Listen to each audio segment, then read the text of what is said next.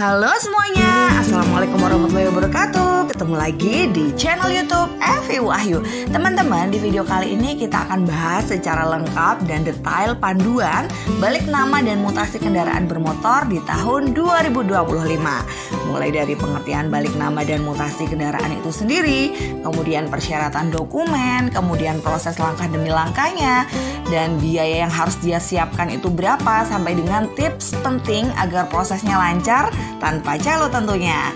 Jadi pastikan teman-teman tonton video ini sampai habis ya, karena informasi ini penting banget buat teman-teman yang baru beli kendaraan bermotor bekas ya, supaya nanti proses balik nama dan mutasinya lebih mudah. Nah, tapi seperti biasa jangan lupa untuk klik tombol like dan subscribe-nya terlebih dahulu agar teman-teman gak ketinggalan info-info penting lainnya dari channel Evi Wahyu. Subscribe dulu.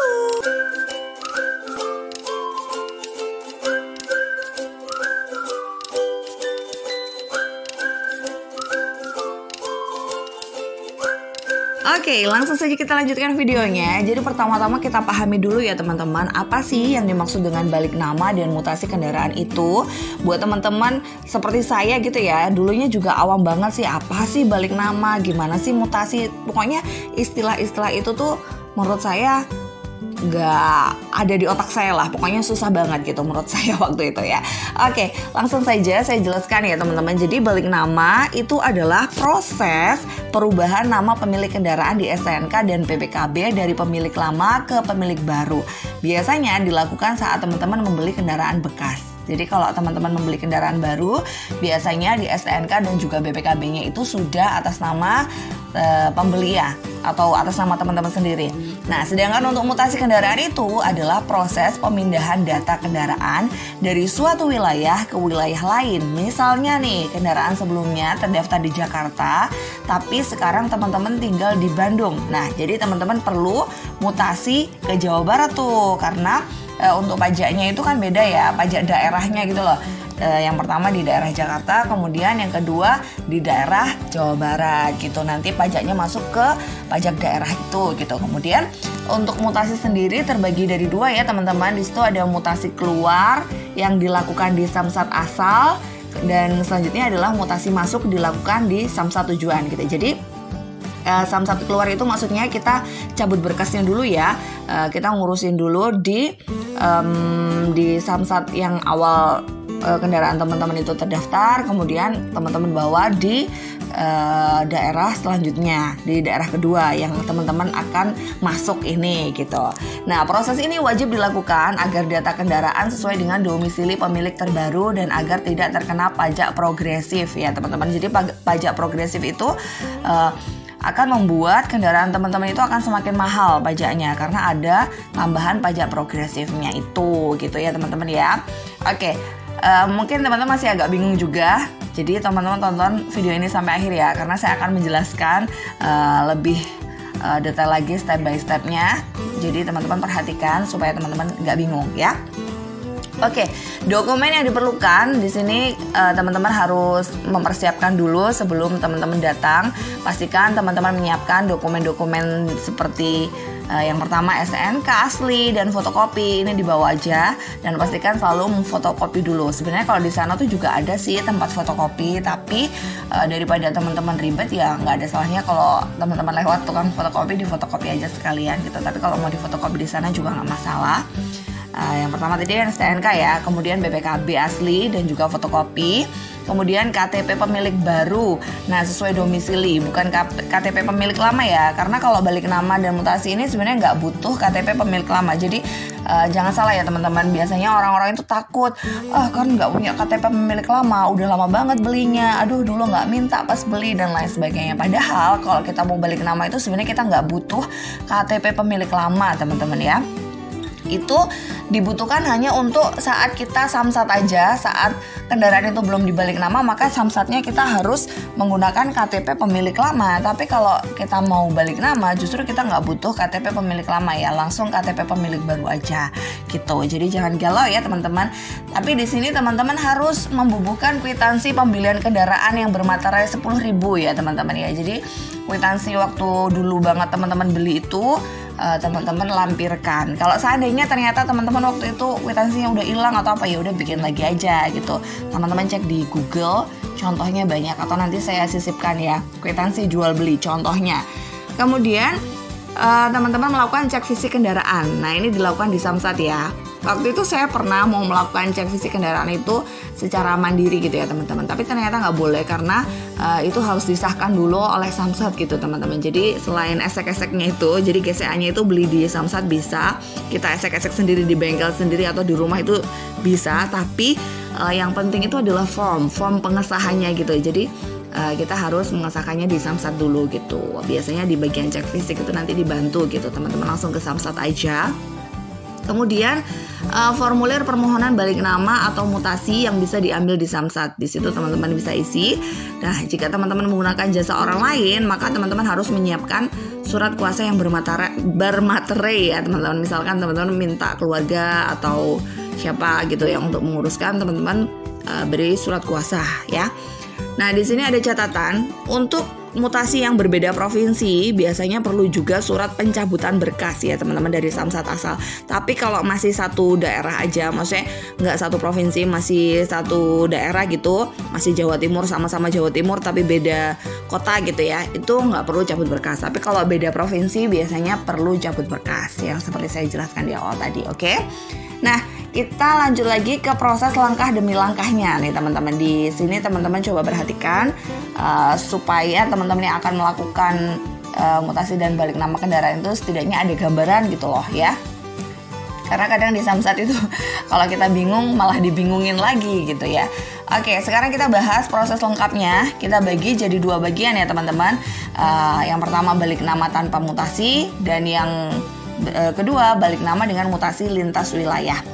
Oke, kita bahas dulu balik nama tanpa mutasi di satu wilayah saja ya. Ini teman-teman melakukan cek fisik kendaraan ke Samsat. Nah, teman-teman datang nih ke Samsat bersama kendaraan ya tentunya, karena ini adalah untuk cek fisik kendaraan. Kita harus datang bersama kendaraan. Sering kali pertanyaannya, gimana kalau kendaraannya nggak ada? Nah, itu teman-teman bisa melakukan cek fisik bantuan. Cek fisik bantuan itu gimana? Kita melakukannya di Samsat kendaraan itu ada gitu, tapi harus disahkan di Samsat itu gitu. Jadi disahkan oleh petugas Samsat yang ada di sana gitu. Namanya itu adalah cek fisik bantuan. Atau teman-teman bisa search video saya tentang cek fisik bantuan. Di situ saya pernah menjelaskan ya. Kemudian teman-teman nanti akan bertemu dengan petugas ya yang akan menggesek nomor rangka dan nomor mesin. Nah, serahkan hasil gesekannya itu ke loket cek fisiknya untuk disahkan. Nah, kemudian teman-teman serahkan dokumen ke loket pendaftaran balik nama. Teman-teman lengkapi semua dokumennya tadi yang saya sebutkan ya, seperti STNK, BPKB dan lain sebagainya itu. Di situ biasanya juga ditulis apa aja yang diperlukan. Nah, teman-teman tunggu nih verifikasi petugasnya. Nah, teman-teman bisa nanti membayar biaya balik namanya. Nah, teman-teman akan dapat nih slip pembayarannya. Nah, teman-teman bisa melakukan pembayarannya di kasir Samsat. Nah, teman-teman bisa melakukan setelah melakukan pembayaran selesai, teman-teman bisa menunggu STNK barunya itu dicetak teman-teman. Dan untuk BPKB-nya akan diproses terpisah ya. Biasanya kalau BPKB-nya itu di Polda, bukan di Samsat gitu ya teman-teman. Ya pokoknya intinya teman-teman itu datang aja ke Samsat, nanti di sana akan diarahkan oleh pihak Samsatnya, karena setiap Samsat itu kan pasti beda-beda ya teman-teman ya. Maksudnya prosesnya itu akan pasti di lapangan juga akan berbeda. Nah, ini cuma gambaran aja supaya teman-teman itu ada gambaran, oh bahwa sebenarnya prosesnya itu kayak gini ya gitu ya. Oke, nanti setelah bayar dan proses pencetakan STNK baru, nah teman-teman bisa langsung ambil BPKB baru di Polda setempat ya. Di Polda loh ya teman-teman. Nah, ini teman-teman tunggu berapa hari kerja, biasanya 5-7 hari atau bahkan lebih ya gitu. Teman-teman ambil BPKB barunya di Polda sambil bawa KTP, STNK dan juga tanda terima saat pengambilan gitu. Ini kalau kita satu wilayah aja ya teman-teman tanpa mutasi. Berikutnya saya akan jelaskan balik nama dengan mutasi lintas wilayah. Nah, ini gimana kalau kita berbeda wilayah? Nah, saya akan jelaskan ya teman-teman. Sebenarnya semuanya itu hampir sama aja, cuma nanti pasti ada proses mutasi masuk dan keluar tadi loh teman-teman yang membedakan gitu. Bukan hanya cetak nama aja gitu ya, karena beda wilayah gitu. Nah, Ini kita yang pertama seperti tadi kita datang ke Samsat ya, tapi ini ceritanya di Samsat asal. Kita mau melakukan mutasi keluar dulu teman-teman. Kita di Samsat asal, misalnya teman-teman pertama tadi di Jakarta, teman-teman datang nih di Samsat Jakarta sambil bawa kendaraannya. Teman-teman melakukan cek fisik kendaraan, menyerahkan dokumen, bayar biaya mutasi keluar gitu. Kemudian teman-teman tunggu pencabutan berkasnya sekitar 5-7 harian gitu. Nah setelah itu teman-teman akan mendapatkan berkas mutasi keluar. Nah setelah itu nanti kalau misalnya teman-teman udah dapat nih berkas mutasi keluarnya, teman-teman datang nih ke Samsat tujuan untuk melakukan mutasi masuk dan balik nama kendaraannya di Samsat tujuan itu. Nah di Samsat tujuan ini masih lagi nih cek fisik ulang nih, jadi ya kayak dicek fisik ulang kendaraannya. Seperti tadi teman-teman menyerahkan berkas mutasi dan dokumen balik namanya. Kemudian teman-teman ya udah bayar pajaknya kalau belum bayar pajak ya. Biasanya kalau misalnya pajak ini memang harus dibayarkan di Samsat yang baru ya teman-teman. Tapi kecuali kalau yang tunggakan biasanya harus diselesaikan dulu di Samsat asal saat teman-teman melakukan mutasi keluar itu. Kemudian setelah teman-teman bayar pajak dan BPNKB-nya atau biaya balik nama kendaraannya, teman-teman udah bayar nih ya, teman-teman akan dicetakkan STNK baru. STNK barunya ini akan dicetak. Nah seperti tadi juga ya, sama aja untuk BPKB-nya itu ngambilnya bukan di Samsat tapi di Polda di wilayah domisili teman-teman. Jadi teman-teman nunggu beberapa hari gitu sambil bawa KTP dan juga STNK-nya untuk mengambil BPKB-nya. Nah selanjutnya teman-teman saya akan membahas tentang estimasi biaya balik nama dan mutasinya itu sendiri. Jadi pasti teman-teman itu bertanya-tanya gitu, berapa sih biaya yang harus disiapkan gitu ya. Oke, saya akan bahas di sini teman-teman. Di sini saya akan membahas dulu biaya balik nama kendaraan bermotor itu sendiri ya teman-teman. Jadi untuk biaya balik namanya sendiri itu sebenarnya untuk mobil itu sekitar 1% dari NJKB atau nilai jual kendaraan bermotor. Kalau motor juga sama, 1% dari NJKB. Jadi kalau misalnya kendaraan teman-teman itu ditaksir harganya mobilnya gitu misalnya 100 juta gitu, berarti nilai biaya balik namanya itu ya 1% dari 100 juta gitu. Dapat harga 100 jutanya itu dari mana? Nah ya tergantung merek kendaraannya. Biasanya setiap Samsat itu kayak punya acuan gitu loh untuk harga-harga kendaraan. Misalnya R3 gitu, R3 tahun 2016 gitu berapa gitu. Biasanya di Samsat itu udah ada list harga gitu, kayak taksirannya lah gitu ya teman-teman. Karena kan ini yang kita bicarakan pasti mobil bekas ya, jadi bukan mobil baru. Kalau mobil baru kan beda lagi, karena ini mobil bekas ya biasanya ya mobil lama-lama gitu. Misalnya tahunnya ya pasti di bawah 2025 ya, bukan di atas ya. Oke, kemudian di sini teman-teman juga akan pajak tahunan ya, harus bayar pajak tahunan jika belum bayar. Untuk pajak tahunannya itu teman-teman bisa cek di STNK karena setiap kendaraan itu untuk pajak tahunannya beda-beda ya teman-teman ya. Kemudian teman-teman juga harus membayar biaya administrasi, biasanya sekitar 100-200 ribu gitu, beda-beda juga ya tiap daerah. Ya siapin aja sekitar segitu. Terus cek fisik, nah cek fisik ini biasanya gratis, cuman ya biasanya ngasih juga lah 25 ribu gitu apa 20 ribu ke petugas yang menggesek gitu, cuman ya sebenarnya gratis teman-teman. Kemudian untuk biaya penerbitan STNK dan BPKB baru, nah STNK-nya itu biayanya 100 ribu, untuk BPKB-nya sekitar 375 ribu untuk motor dan 500 ribu untuk mobil teman-teman. Nah untuk biaya bisa berbeda antar daerah ya, tergantung apakah pajak sudah dibayar sebelumnya atau belum. Sebenarnya kalau untuk teman-teman pengen tahu realnya itu, teman-teman bisa buka di belakang STNK teman-teman itu. Di situ kan ada kolom-kolom gitu ya. Itu di situ ada tulisan-tulisan itu harga-harga yang real untuk kendaraan teman-teman. Teman-teman bisa cek di situ untuk biaya STNK-nya, BPKB-nya berapa, SWL LLJ apa itu ada juga di situ ya. Jadi untuk biaya-biaya mutasi itu ya itu aja sih sebenarnya. Tadi kalau misalnya nggak usah mutasi berarti teman-teman nggak perlu mengurus cabut berkas ya, nggak perlu mutasi keluar sama masuk, cuma langsung balik nama aja. Jadi cuman bayar biaya balik nama, kemudian cek fisik kendaraan, pajak kalau misalnya belum gitu, terus kemudian penerbitan STNK sama BPKB barunya itu tadi aja sebenarnya. Kalau tanpa mutasi. Tapi kalau kita ada mutasi, maka biayanya juga ditambah untuk mutasi keluar sama mutasi masuk ya teman-teman gitu. Jadi sebenarnya teman-teman kalau kita ngurus sendiri itu biayanya nggak terlalu mahal ya teman-teman. Ya tapi kalau misalnya memang kita pakai calo itu mahalnya memang kita ya udah tinggal duduk manis aja, semuanya udah diurusin, udah beres gitu kan. Jadi kita nggak perlu antri dan segala macam.